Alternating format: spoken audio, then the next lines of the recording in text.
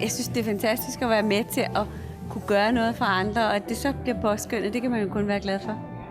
For det er jo lidt specielt at lave frivillig arbejde, fordi det er opmærksomheden og glæden, der er lønnen i det. Men det handler om samarbejde, samarbejde og samarbejde.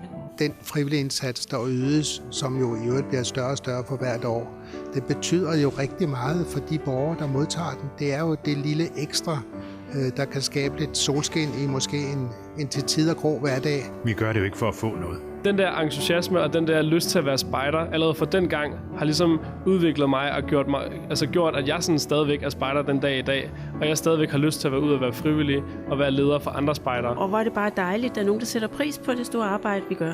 Jeg synes, det er rigtig, rigtig dejligt og vigtigt, at kommunen laver det her arrangement, og dermed siger tak for et meget, meget vigtigt arbejde, der bliver gjort blandt frivillige.